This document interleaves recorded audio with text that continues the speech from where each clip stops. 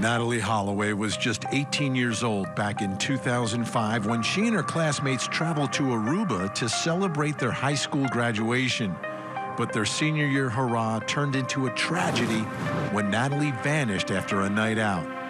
Natalie was last seen leaving a bar with 18-year-old Joran Sloot and two other men. News of Natalie's disappearance sparked a frenzy of media coverage. Sloot was identified as a suspect, but her body has never been found and no charges were filed. Big developments in a story that we've been covering for years, going back to 2005, the disappearance of Natalie Holloway, and the prime suspect in all of it, Joran Sloot.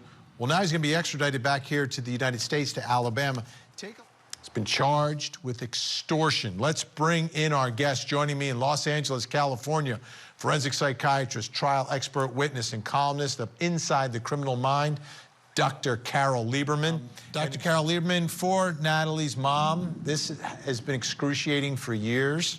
But the fact that they can extradite him and bring him back to the United States in a United States court, and he can be tried and, I guess, hopefully, from her perspective, convicted of this charge, will give her some sense of justice, but not nearly what she deserves.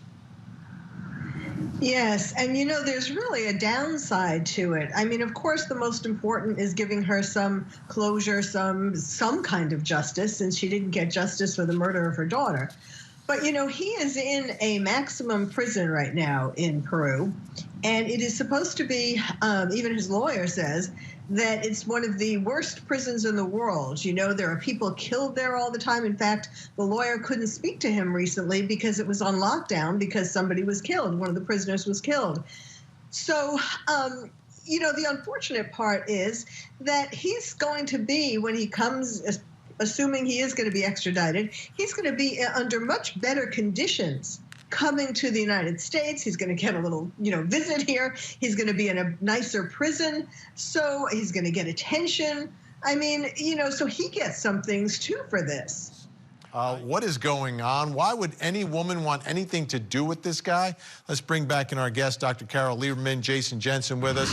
Dr. Carole Lieberman, let me ask you quickly, why would anyone, any woman, want anything to do with a guy who's already convicted of murdering one, became world famous in the disappearance of another? Yes, you would think that he would be the last person on earth that a woman would want. But it doesn't work that way. Actually, a lot of women think that they can tame him. They want to be known as the one who actually tamed him, this dangerous man. They can see the inside, the little boy inside of them, and they can tame them. It's like the lion going around the village with a thorn in his paw. If they're the ones who take out the thorn, then everybody has to respect them or admire them.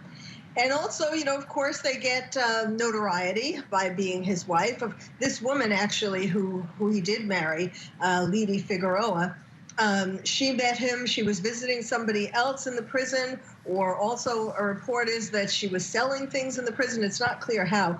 But in any case, she became pregnant. She was pregnant before they were married, and now they have a little girl. And yes, and then, of course, and the woman now who's bringing him drugs. I mean, there are conflicting reports as to whether he wanted to divorce his wife or whether the wife wanted to divorce him. Yeah. But the whole thing is insane. I mean, you're serving, you know, life for murder. I don't even know how you get to meet someone. It's ridiculous.